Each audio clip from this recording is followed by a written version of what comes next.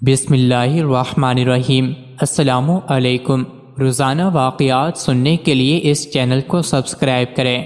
ایک دفعہ حضرت عمر رضی اللہ تعالی عنہ مسجد نبوی شریف میں بیٹھے ہوئے تھے کہ ایک آدمی نے کہا کہ اے عمر، تمہارے لیے جہنم کا ویل ہے۔ امیر المومنین نے حاضرین سے فرمایا، اس آدمی کو میرے پاس لاؤ۔ جب وہ آیا تو آپ نے پوچھا، تم نے یہ بات کیوں کہی ہے؟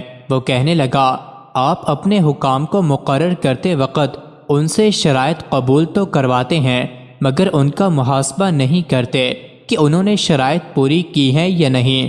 امیر المومنین نے پوچھا، بات کیا ہے؟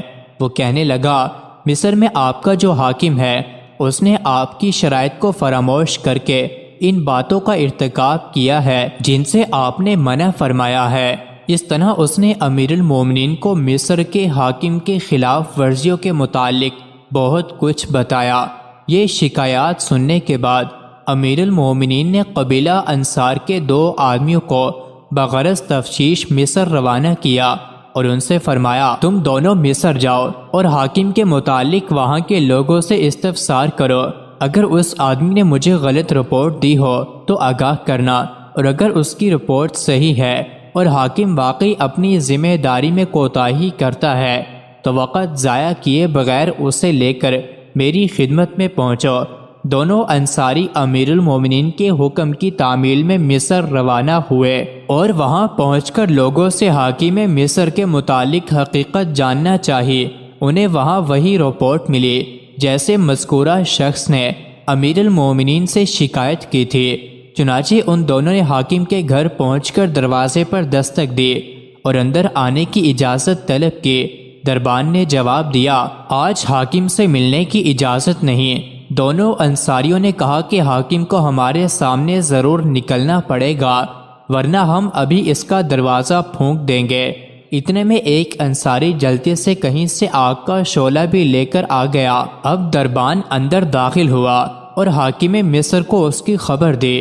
حاکم گھر سے باہر نکلا تو ان دونوں نے کہا، ہم امیر المومنین کا پیغام لے کر آئے ہیں، تمہیں ہمارے ساتھ چلنا ہوگا۔ حاکم نے کہا، میری ایک ضرورت ہے، تھوڑی دیر کے لیے مہلت دو تاکہ تیاری کر لوں۔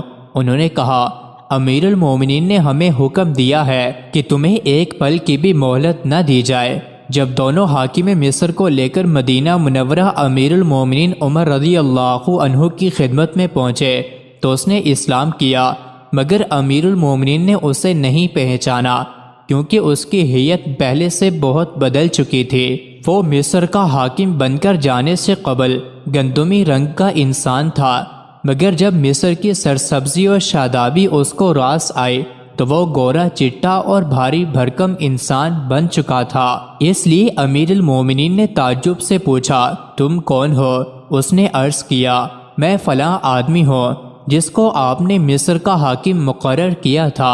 امیر المومنین نے فرمایا، تیرا ناز ہو، جس بات سے تجھے منع کیا گیا تھا اس کو تو نے گلے لگا لیا، مگر جس بات کا حکم دیا گیا تھا اس کو فراموش کر بیٹھا۔ اللہ کی قسم، میں تجھے ضرور عبرتناک سزا دوں گا۔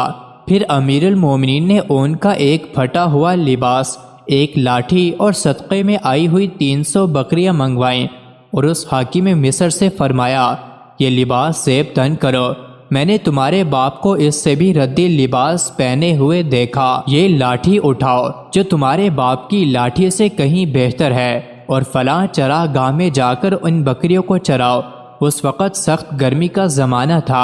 امیر المومنین نے مزید فرمایا، اور تم راہ گزرنے والوں کو ان بکریوں کا دودھ پینے سے مت روکو، صرف عمر کے گھرانے والوں کو روکنا، کیونکہ مجھے نہیں معلوم کہ عمر کے گھرانے والوں نے کبھی صدقے کی بکریوں کے دودھ یا گوشت میں سے کچھ استعمال کیا ہو۔ جب وہ آدمی حاکم مصر واپس ہوا تو امیر المومنین نے اسے بلایا اور پوچھا، جو کچھ میں نے کہا ہے سمجھے یا نہیں؟ وہ فوراً زمین پر گر گیا اور کہنے لگا، اے امیر المومنین، یہ کام مجھ سے نہیں ہو سکتا، چاہے آپ میری گردن اڑا دیں۔ اگر میں نے تمہیں گزشتہ منصب پر بحال کر دیا تو پھر تم کس طرح کے آدمی ہوگے؟ وہ کہنے لگا، اللہ کی قسم، اب اس کے بعد آپ کو وہی رپورٹ پہنچے گی جو آپ پسند کریں گے۔ پھر امیر المومنین نے اسے اس کے سابقہ عہدے پر فائز کر دیا۔ چنانچہ اس کے بعد وہ آدمی مصر کا ایک مثالی حاکم ہو گیا اور اپنی ذمہ داریاں خوف و تقوی اور اخلاص کے ساتھ انجام دینے لگا۔ مزید ایسی ہی ویڈیوز کے لیے چینل کو ضرور سبسکرائب کریں۔